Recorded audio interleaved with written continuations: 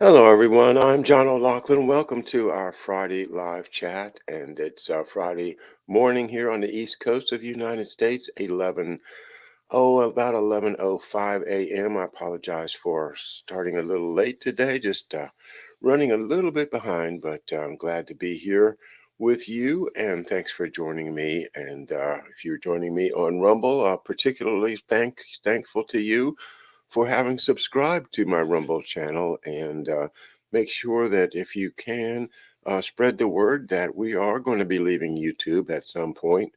Hopefully, we'll have 1,000 people following us at McDuff Lives on YouTube.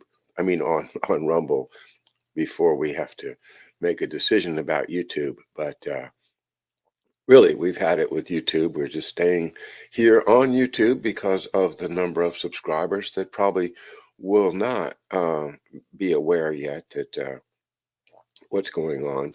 Of course, the reason for that is because my channel with 12,000 subscribers was stricken, and my channel with 7,500 subscribers was stricken, and I got a strike on my McDuff Lives 2 a couple of weeks ago that puts this channel in jeopardy. So it's it's just a pain in the neck to have to censor myself, and I really don't ever want to have to do that again.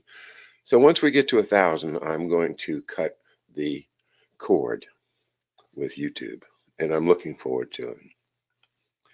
Hey, good morning, Corky. Glad to have you with us. And let me see if I can see the chat room over on Rumble, live chat. Nobody there yet, but I will monitor both chats this morning and loaded the same day to Odyssey, and the channel there is McDuff Lives, as well as just about everywhere else except for BitChute, which is McDuff Uncensored. That was my first attempt at an archive, which we started 3 years ago. And of course, all the shows that are there, those are some of the ones that you can't find anywhere else anymore because they're gone from YouTube. Well, I've really enjoyed a lot of very intense discussions this week. And, I'm always with Harley Schlanger at the Schiller and LaRouche organizations. Very interesting. With Harley, it's always gets back to the City of London and Wall Street and the Atlantic uh, Alliance, the Atlantic Council, NATO, and the powers that be behind the great financial system, the huge financial system, the one that seems to be taking everything away from the rest of us. And Harley, and I think with great good reason, places the responsibility for it in our continued relationship with the country that likes to think of itself as the mother country. And I believe that he's right there. And trying to get away from that mother country has been a fight that did not end with the American Revolution by any means. We've still been entangled with them. Personally, I really enjoyed our talk with David Cranmer Underdown on Wednesday night because we started to open up a really interesting question. Did the Midwest become the center of gravity in the United States uh, by the time of the Revolution, by the time of the Civil War? It certainly did. The population shifts to the Midwest from the East Coast. By the time of the Civil War, you've got more people, I think, living west of the Appalachians than east of the Appalachians. That's my guess. I think that's about right. But we always think of it as a north-south conflict. There's always, my studies indicate that there seems to be always be a third force in things. Like I've said about the Cold War, that to me, and I'm this is just me, but my sense of this comes from an awful lot of reading. And my sense of it is that there is a third force that comes from the southern part of Europe, let's say Austria, the Habsburgs, um, Tuscany, Milan, or Genoa or Venice. And while I absolutely go along with Webster Tarpley and all of the great researchers that have traced the big money from, from ancient times to Constantinople to Venice to Amsterdam and to London, that that leaves the bulk of the money, the control system in London. Whereas I believe that it's also very likely that while they did send a huge amount of capital to England as they got control of the British government or the English government in the 1700s, 17th century, the principal families of northern Italy and Austria, the Habsburg and the remnants of the Holy Roman Empire, these are not giving all their money away. They still have quite a lot of money, I think. And this is the fundee or the found the foundation, let's say, of wealth of the ancient nobility of the Holy Roman Empire. And this, to me, is still a different force from the East versus West of the Cold War. I think that if you look at now back into what we were talking about with the French having established, as David pointed out the other day on Wednesday night, this past show on July the 5th, we had the French from the St. Lawrence Seaway down to Detroit, over to Chicago, down the Mississippi to Louisiana, which was all Louisiana, and to New Orleans. And while that was a small population, it was a huge amount of territory. And also, they also were basically befriending the Indian tribes, the Native American tribes along the way, so that they had the ability to put up a fight when the British or English came their way. And then they were allied in a way with the Spanish to the south. And what David and I ended up talking about was the remarkable number of Knights of Malta that are involved in the 17th century and the 18th century. And that it is the Count de Grasse, or the Comte in French, de Grasse, that saves that saves the revolution. That the great victory at Yorktown, Virginia, was delivered by that French fleet, which was led by Admiral de Grasse, who was a senior Knight of Malta. The French Knights of Malta is something that we haven't looked into very much, and I'm excited about it. I think we're going to learn a lot in terms of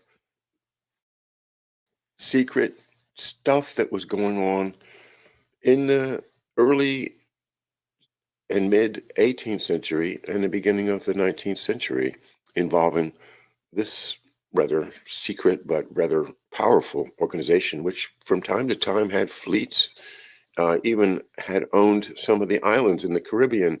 And although they were no longer titled in the Knights of Malta's name after a certain bankruptcy, that didn't mean the Knights of Malta left. And it's fascinating to look at One of the famous French generals from the war in Haiti. I can't remember his name, but there's a painting of him, and if you look at him, he looks just like Neil deGrasse Tyson, and it's fascinating to think of all those Knights of Malta that we haven't discovered yet, and how powerful that whole French arc from basically from Hudson Bay almost all the way down to New Orleans. Last night, fascinating and wonderful talk with our good friend Nick Petoskey, and we are beginning a kind of an interesting journey together to try to uncover the secrets of SV40. And the big question, I think, for the world is, was it the result of bioweapon research? And there's a lot of reasons that we're going to find that point us in that direction. Whether we reach that conclusion or not, me personally, I'm still learning, gathering information. But obviously, Nick has an incredible source there at his Zotero page, and I linked that at the bottom on the description of the show on the YouTube and Rumble channels, so you can go to Nick's Zotero and look through that, which is something I'll be doing over the next few days.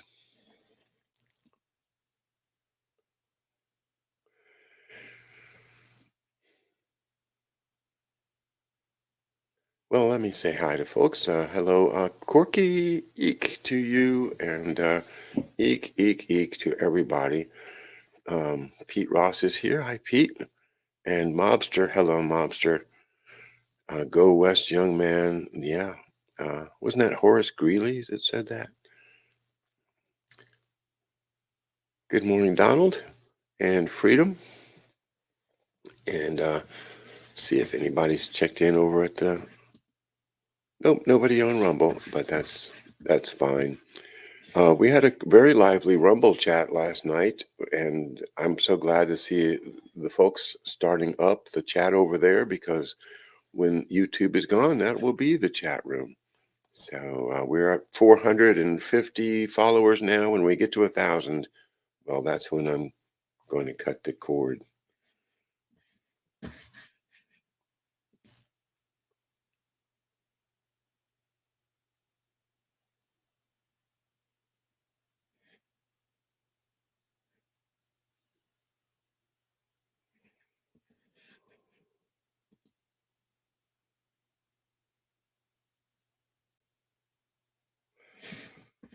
I was absolutely fascinated to read this article at minds.com called B'nai B'rith, the Confederacy and the Assassination of Abraham Lincoln, tying together the work of the Executive Intelligence Review folks in their first edition of Dope Inc., this book that I have, and I appreciate you all contributing to the Patreon so I can continue to gather first edition books that are going out of print, as well as copies of all the important books that we study and read here on the channel.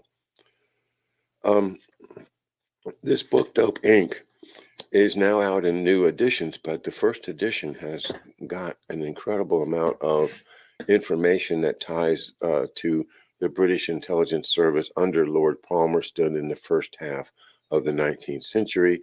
And I'm going to go ahead and share this page, since we have an opportunity to just talk about it for a moment. And you see a very dramatic picture there of John Wilkes Booth with his gun shooting President Lincoln. The connection of B'nai B'rith is well, first of all, anybody that wrote this article back in 2018, I wonder if they didn't get a visit from the ADL, because criticizing an organization like that is itself is provocative. You're going to get slimed. You're going to have your reputation attacked because you will have been identified as anti-Semitic. Well, this article puts B'nai B'rith in the creations of the British intelligence service. Not only B'nai B'rith, but also the mafia, the Sicilian mafia.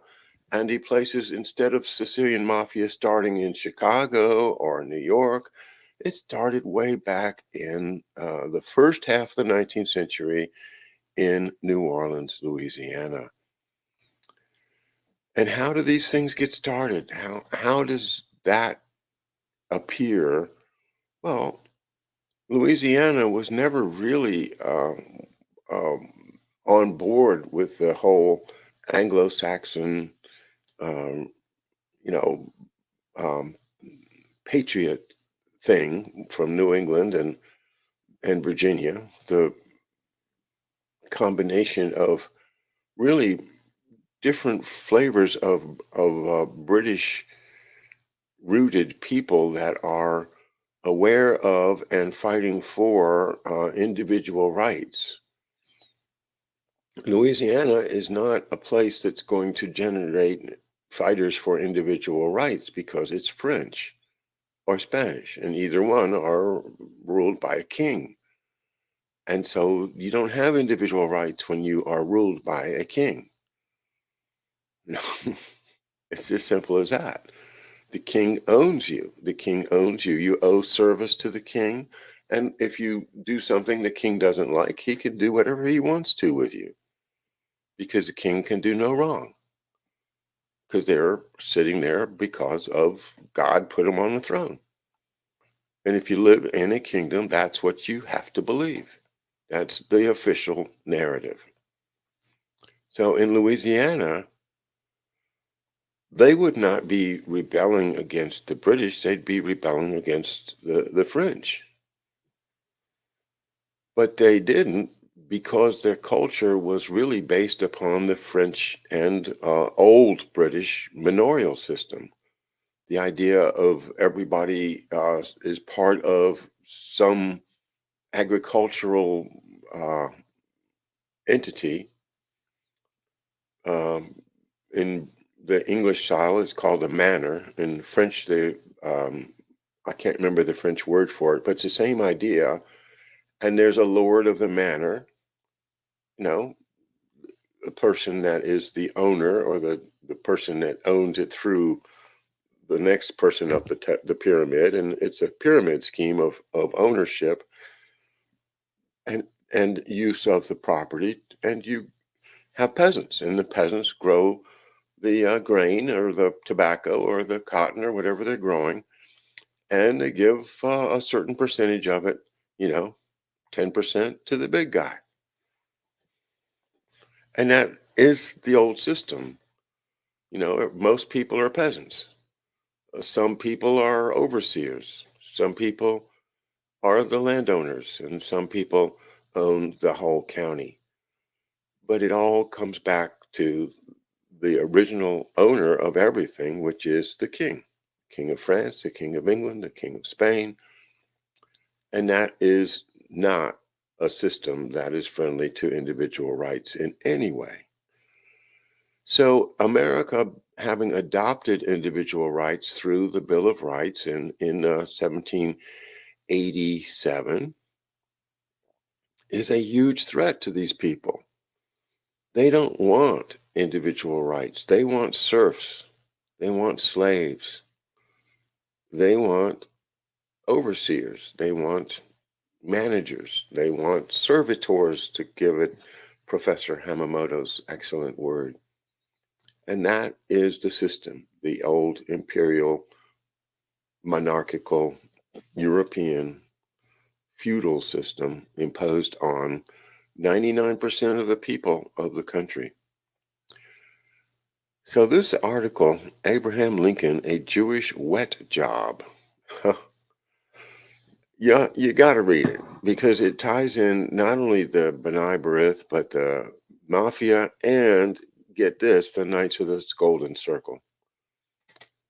And they all are united through the financial powers that reach back into the Rothschilds and the other great uh, Jewish financier families. It's a story that it lies behind our history, but it's the real history that our Rockefeller historian narratives ignores and covers up. So, highly recommend you read it. It's on minds.com.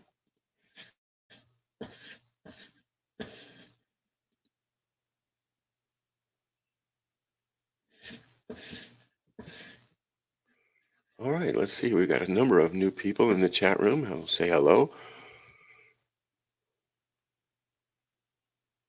Oh, wow. Still scrolling back to catch up with everything.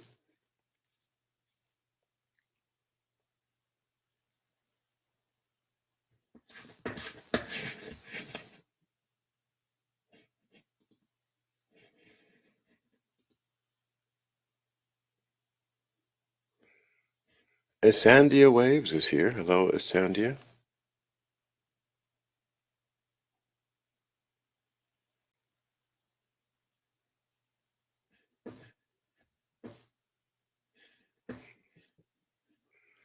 And let's see, where shall I pick up?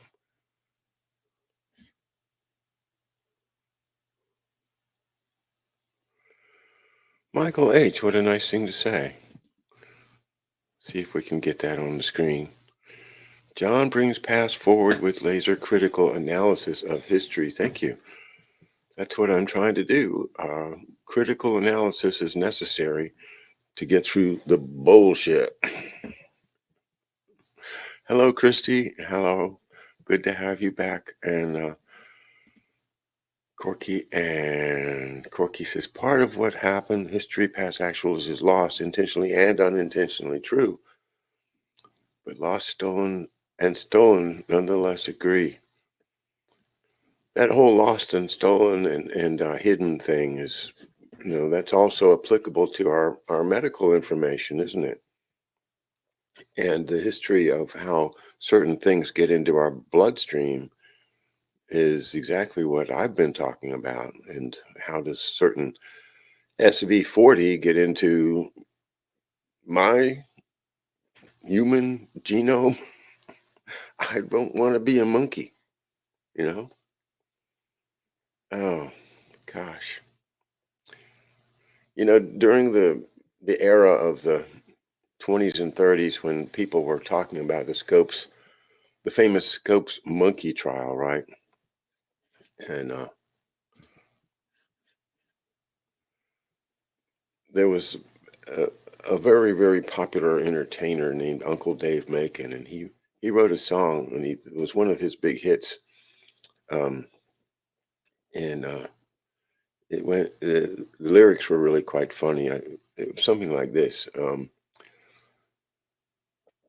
I'm no evolutionist. I want the world to see. Ain't no man from anywhere born make a monkey out of me. Oh, the Bible's true and I believe it. I've seen enough and I can prove it. What you say, bound to be that way. Oh, God made the world and everything that's in it. He made man perfect and the monkey wasn't in it. What you say, bound to be that way. Oh, they used to,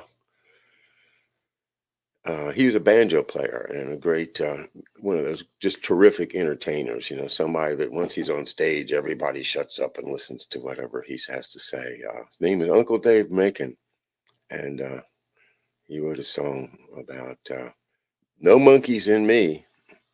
But guess what? Now they're putting monkeys in us. They put this SV40 and other stuff into things that they're putting in our body. And I don't know what the ultimate goal is, except for that it is a very, very dangerous thing to do, and it can shorten our lives as well as our effectiveness. So, are they doing that? Well, that's on my agenda. We're going to figure it out. We've got a lot of great help that's going to be putting into this big effort to find out.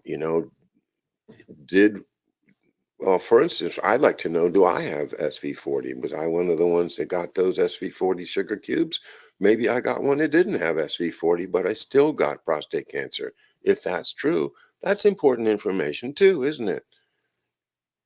We've got to know what the hell went into our bodies when we took those vaccines. We got to know. If we don't know, then we're just. I mean, how can you feel free if you don't know that something inside of you either is or is not going to kill you?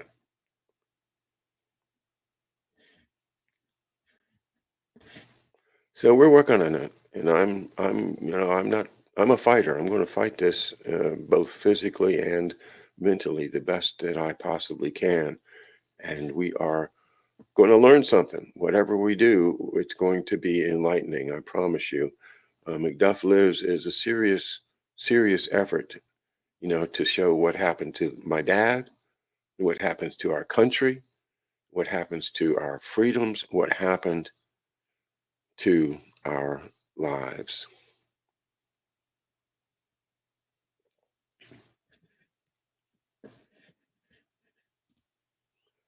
And hello, Ospreys. Hello, every Osprey. We hear them singing. They're out there and around Mystery Island. One of the nice things about living here on the island is that the the ospreys have nests here, as do the blue herons and a number of other birds. But those in particular are characteristic, and it's the tradition of screaming ospreys began in July of 2019, exactly 4 years ago, when we had our first charrette in Annapolis, Maryland, uh, with George Webb and Mark Kulak and so many other great researchers, some of whom are here in the chat room. And so that was the beginning of our Screaming Ospreys, when actually it was my wife, drummer, whose birthday, July 20th, is coming up. And it was on her birthday, I believe, that she took that picture of the Screaming Osprey as our little boat taxi was approaching the osprey nest a little too close. And Mother Osprey got mad and she screamed at us. And I think protecting the nest is our motto. And now we have a great team of women called Protecting the Nest that are our guests here once a month or so on McDuff Lives. Tara, Amber, and Carol, three wonderful, wonderful, and brilliant thinkers and great women. So a lot of great things have come along out of the efforts of a few people that put things together.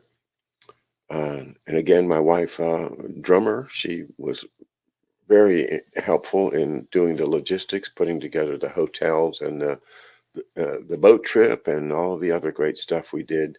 It takes a lot of work behind the scenes, and drummer and drummer is one of the people that's contributes to that. Also, I'd like to thank all the other people that contributed. They come, they figure out things to do for dinner. They put together the food, entertainment, and we had just terrific, terrific experiences together. Hello, Charles. Charles Held is here this morning, and he says Kazarian, Swift, Pope, London, Washington D.C. I'm still not on the fence about the Khazarians. It's so interesting, if you look at somebody like Farrell or others that talk about Khazarians and the combination of that with the Zionists and to try to sort all that out. I find it pretty complicated and confusing. At the same time, it is a force, and what's going on now with the Ukraine, has a lot to do with the history of Ukraine, and a lot of the Cossack areas were in what is now Ukraine now, and Cossacks and Khazars, same thing, different, historically tied together, I'm sure, but I'm not an expert on that. Andrew, hello. Professor Hamamoto brought me here. Yeah, he's got a great show over on YouTube, and I hope everybody will support his work. Lots of fun to work with Professor Hamamoto.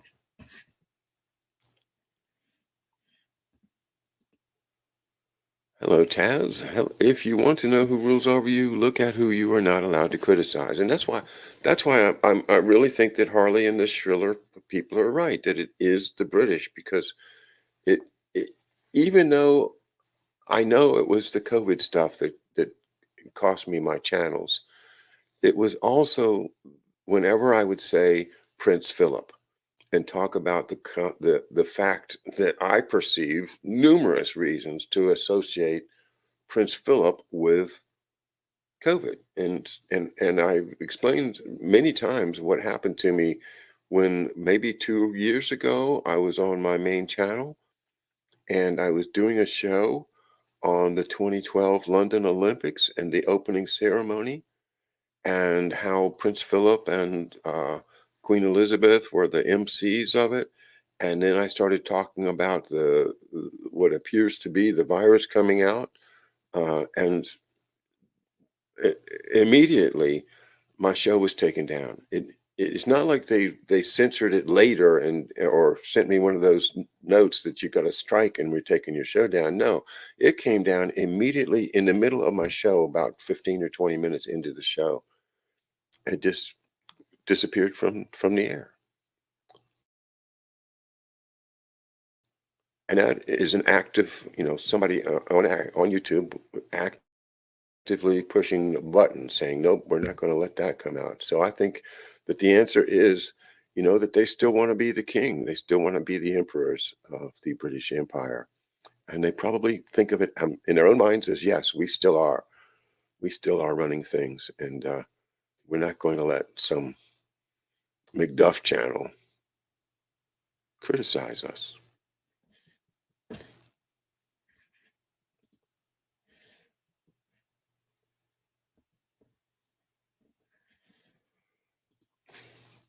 And hello, Mobster. Appreciate all your work, Mobster. You're doing terrific research and posting it on Twitter, where I benefit from it. And I do appreciate all of the work that you do.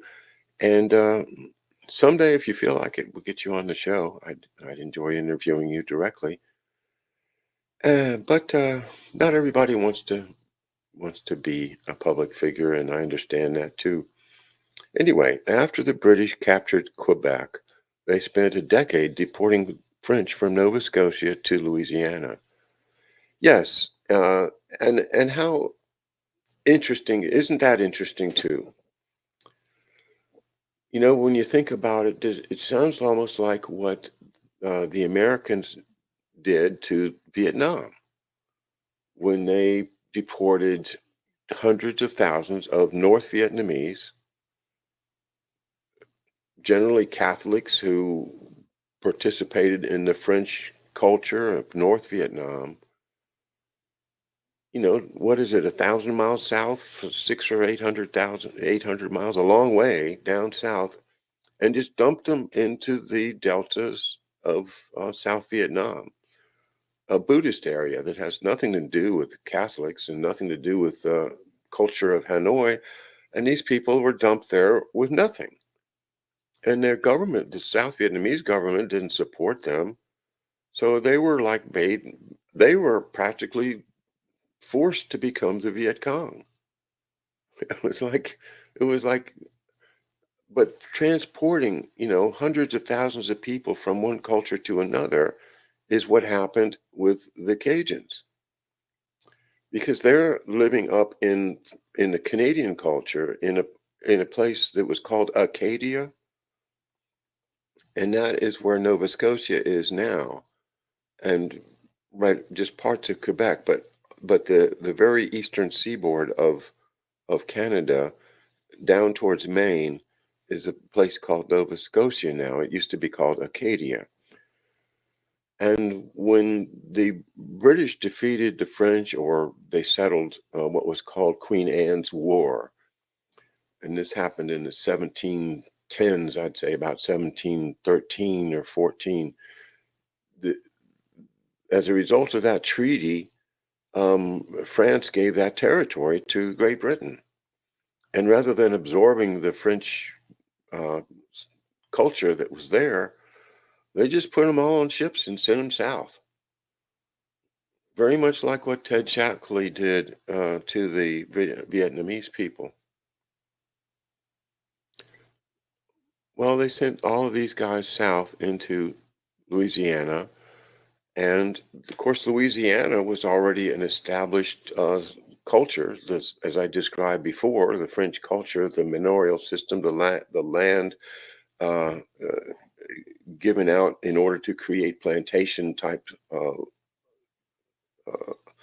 society.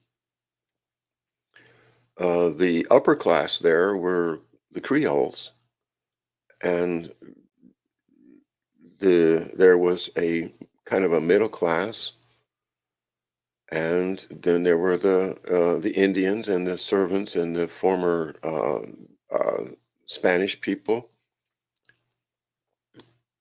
all divided into classes. Well, these Acadians were basically relegated to the swamps, and they ended up having, creating their own culture, a Cajun culture, in the rural parts of Louisiana. Nova Scotia gets filled up with a more of a Scottish culture. That's what Nova Scotia means, New Scotland, of course. But the British idea of just transporting a huge population from one place to another, I think,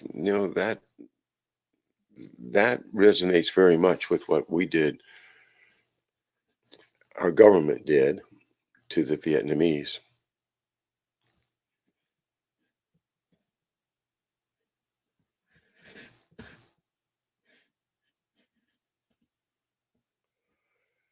Escandia waves, I'm thinking French mafia. Yeah, I'd like to think about French mafia too. It's I think, when if you want to find the French mafia, I think the Synarchy is the way to go, to look into the the thugs that worked for Le Cercle, uh, the Pinoy Circle, and all of these people associated with the far right wing in America. I think you'll find them working with mafia.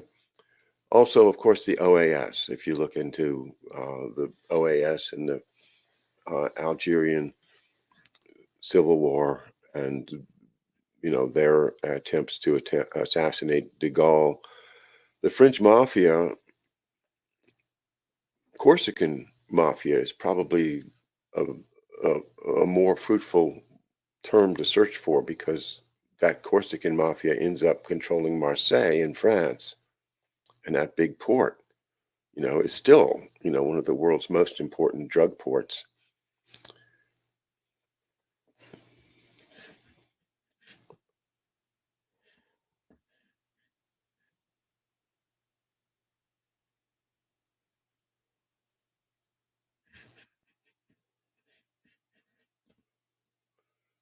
Essandia waves, principalities.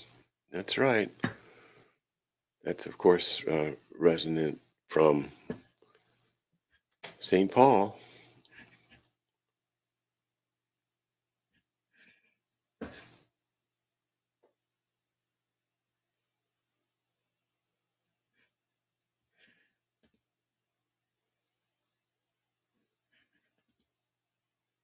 Good morning, end of days prophet.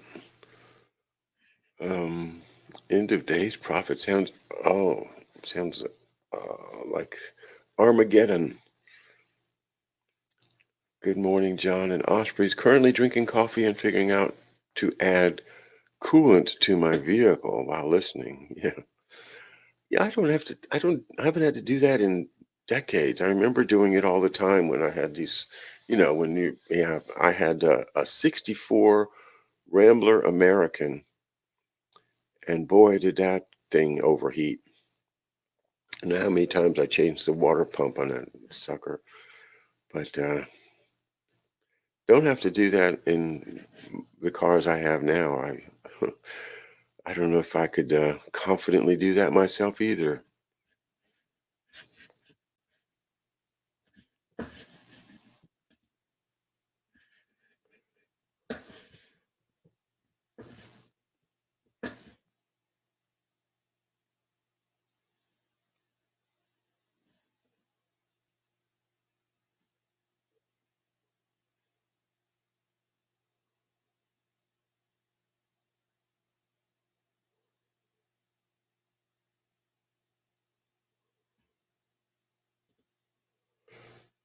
Charles has and Sabbatean Frankists.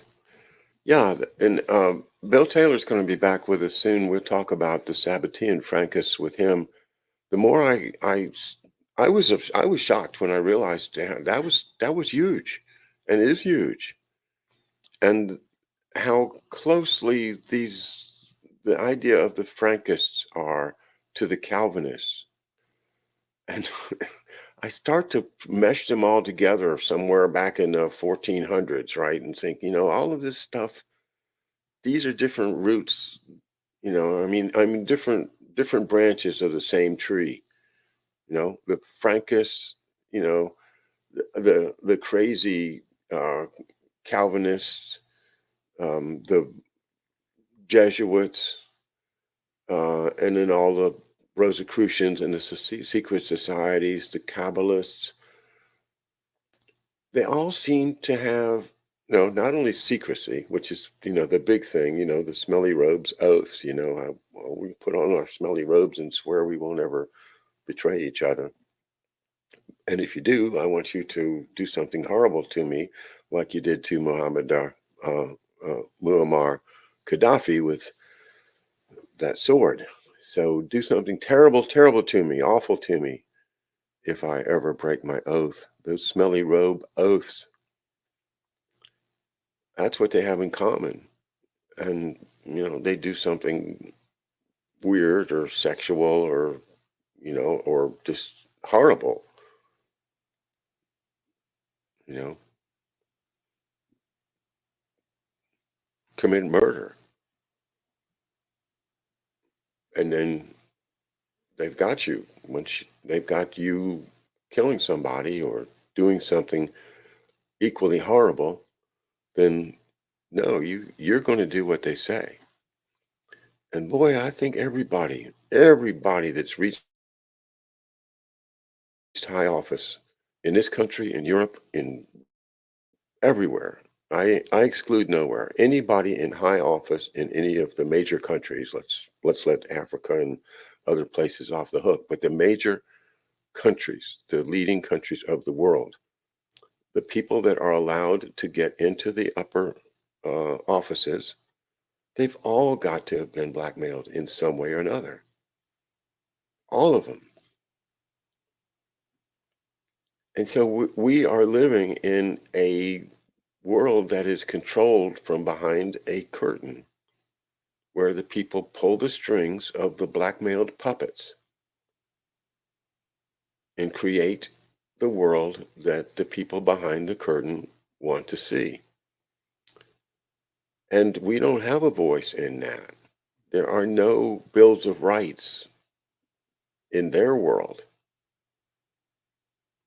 And that's why, it is McDuff's mission to preserve, protect, and defend the Constitution of the United States. That's what my dad did. That's what I intend to do for the rest of my life, God willing. And with your help, each of you. Thank you all so very, very much. And I wish you a great weekend.